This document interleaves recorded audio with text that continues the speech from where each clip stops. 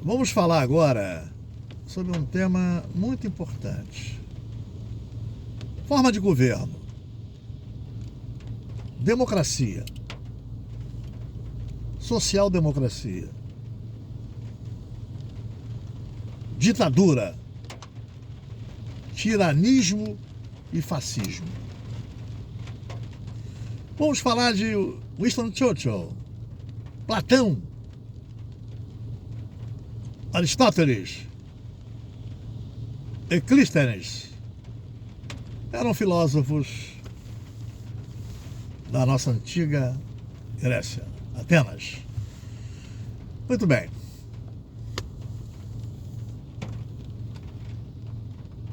Platão, Aristóteles e muitos outros até zombavam um pouco do termo democracia, porque democracia vem da palavra grego demo, significa povo, e cracia, poder, quer dizer, poder do povo. Eles ficavam assim céticos que o povo tivesse poder, né? Karl Marx morreu em 1880.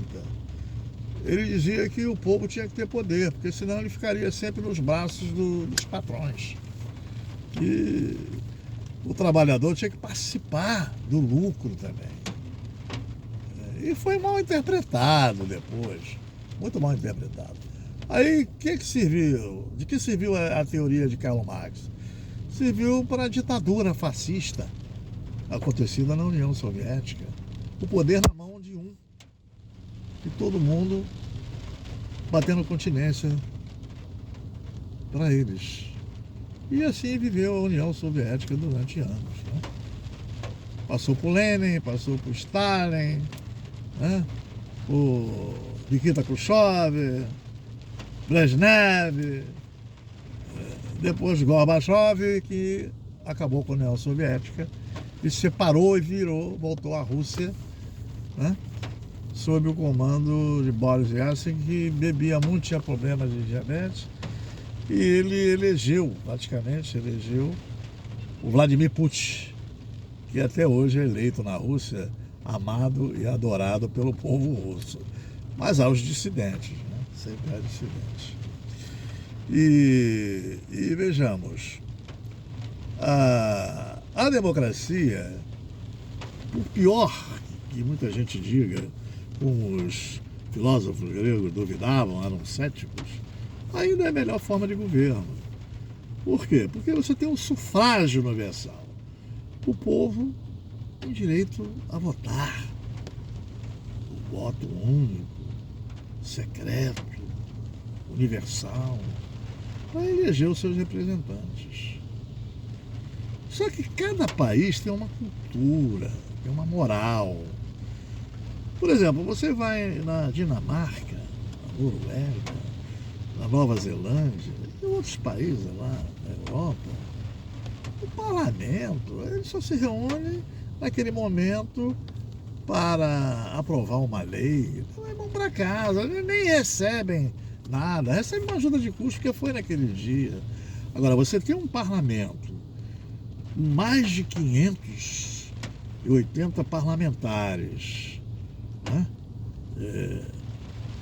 Se divide em Câmara e Senado, e mais 80 parlamentares do Senado, ganhando muito bem, penduricalhos, auxílio disso, daquilo.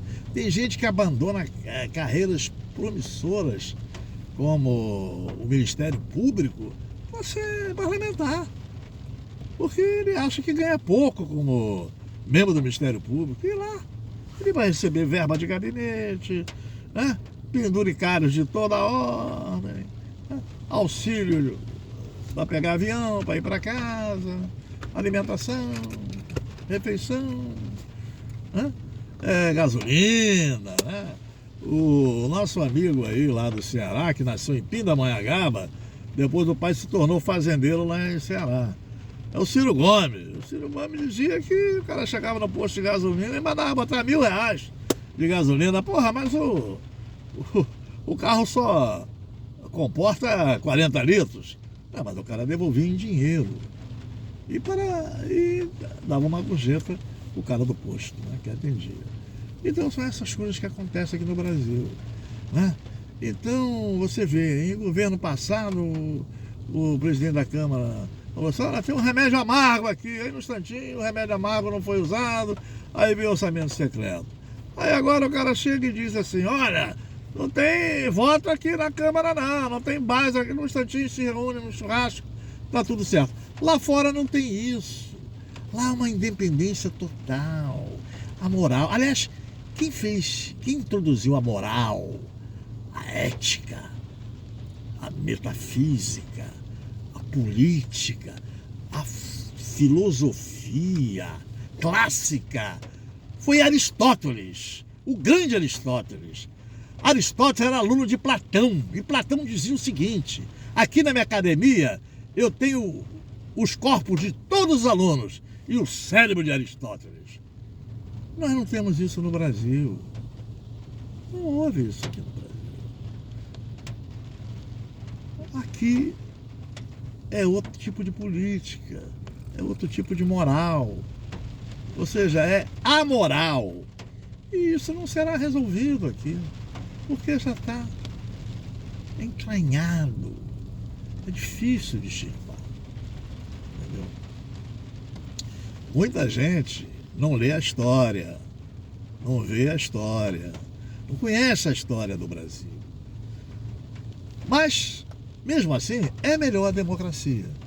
Porque a ditadura, você perde todos os seus direitos, todas as suas garantias constitucionais. Isso não pode ser. Agora, nós podíamos ter um parlamentar à semelhança da Noruega, da Dinamarca, da Nova Zelândia, né? Da França. Por que não? Da França, da Bélgica. Mas ninguém procede de maneira incorreta, de maneira corrupta, sem propina, sem tomar lá da cá. Isso que deveria ser aqui no Brasil. Em 64, todo mundo culpa que os militares deram o golpe. Mas vamos analisar. Cuba tinha uma base na União Soviética, de frente para os Estados Unidos. E os Estados Unidos tinha a pretensão de dividir o Brasil que nem ele dividiu a Coreia do Norte e Coreia do Sul, porque era um país muito grande, né? E a União Soviética poderia fazer uma base aqui. E eles tinham medo disso. Lembrando a todos vocês que quando terminou a Segunda Guerra, que tudo isso acontece, essa guerra da Ucrânia e outras guerras que houve, por causa da bomba atômica, a herança maldita de Adolf Hitler. Porque ele era um cabo mensageiro, né? Um cara baixo graduado. Você vai botar um graduado para dirigir um país, não vai dar certo. Você vê que nós tivemos Deodoro da Fonseca, né? Nós tivemos Getúlio Vargas apoiado por generais, como Venâncio Flores, Dutra e outros mais.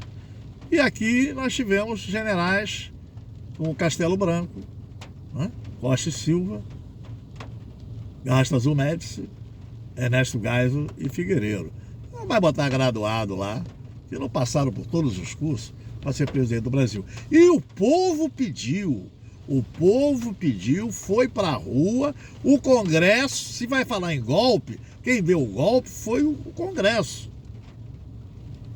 O presidente do Congresso declarou vago o cargo de presidente da República, estando presidente em território brasileiro. Quer dizer, foi o Congresso que deu o golpe, não foram os militares. E eles chamaram os militares para assumir a presidência da República através do voto indireto. E houve mais dois militares, que foi o Dutra e, se não me engano, o Juarez Távora ou Eduardo Gomes, eu não me lembro bem, isso já faz mais de 70 anos, né? Então, mas foi mais ou menos isso. E eles elegeram, o próprio Juscelino elegeu, o Ulisses Guimarães elegeu o Castelo Branco. O Castelo Branco era legalista. Ele disse assim, olha, eu só vou se me pedirem, porque eu não vou dar golpe e tal. Castelo, e depois foi tragicamente morto, né? Uma morte trágica. Até hoje, uma morte que causa ceticismo. Né?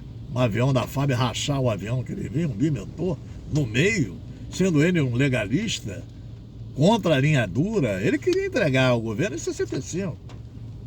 Aí a linha dura, não, é muito cedo ainda, os Estados Unidos não quer, tem que melhorar isso aqui, então passa 67. E não passou de 67, porque ele morreu em julho de 67. Ele sai em março e morre em julho, não é verdade? Mas ele deixou os seus herdeiros, que foi Ernesto Geisel, o legalista, e o Figueiredo, que não queriam permanecer nessa ditadura eternamente. Mas os militares gostaram. Passaram a ter carros caros, passaram a morar na Zona Sul, passaram a morar na Rua dos Generais, na Tijuca, né? E diversos gostaram. Aí veio a criação do DOI-CODE, os empresários ajudando o DOI-CODE na época, né? Você vai ver que depois vem o golpe de 77, o contragolpe, né? De 77, pelo Silvio, 13 de outubro de 77, pelo Silvio Frota, tentando derrubar o Geisel para continuar no poder. Aí não conseguiram. Aí esses mesmos caras vieram em 81, já tinham em 80 matado a secretária da OAB com uma bomba, e em 81 o cara num Puma, o capitão no Puma, não ganhava tão bem assim, o capitão do Exército. E o Puma era o carro mais caro da época, aqui no Brasil. Né? Ele vinha dirigindo, o sargento com a bomba no colo, parou embaixo de uma rede elétrica que atraiu o dispositivo e explodiu. Eles não queriam largar, mas mesmo assim o Figueiredo disse: eu abro, prendo e arrebento. E entregou. Mas só o que acontece? Aí vem as eleições de 89, você tinha grande Mário Covas, Ulisses Guimarães, homens honrados. Olha quem foi para a final: Fernando Collor de Mello e o Sapo Barbudo, né? Intitulado assim pelo Leonel de Moura Brizola. E acabou ele vencendo as eleições e depois sofreu impeachment, porque foi um governo eivado de corrupção. Aí veio aquela maré mansa, aquela brisa suave, Itamar Franco, um homem direito, honrado, correto. Eu me lembro que o meu pai estava ganhando muito pouco do INSS. Quando ele assume a presidência, ele dá 70% para os aposentados e pensionistas. E acabou com a inflação no país. Criou o Plano Real. Aí, a partir dele, começou Fernando Henrique e outros presidentes mais. E o Brasil desandou. Foi desandando, desandando, desandando. Então, a democracia, ela é a melhor forma de governo. Nós temos que odiar, como Ulisses Guimarães diz, a tirania, o fascismo, a ditadura. Winston Churchill dizia o seguinte: não tem conversa com fascista, não tem acordo, não tem acerto com fascista. Com fascista é só fuzilamento. É isso que tem que ser colocado. Né? E assim eu termino esse vídeo hoje, pedindo que o povo estude mais a história.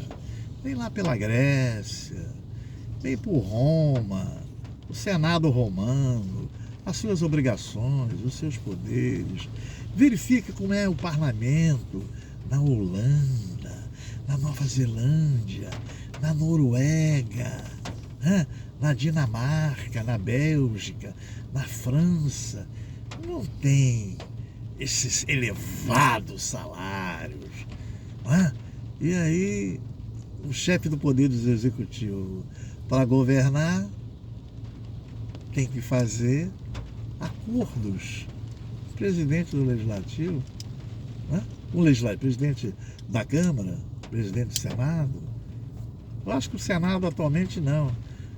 Mas, não tem condições, isso é uma imoralidade tremenda.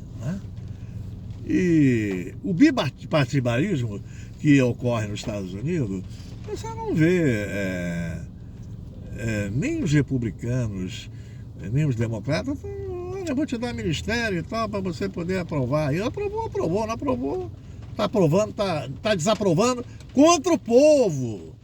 Porque tudo que é bom para o povo, o Congresso tem que aprovar. Por isso que eu digo, tinha que ser uma assembleia de cidadãos, como era na Grécia. A Grécia tinha uma assembleia de cidadãos que decidia o que era bom para o povo e aprovava, né? E o executivo cumpria. Era assim que funcionava.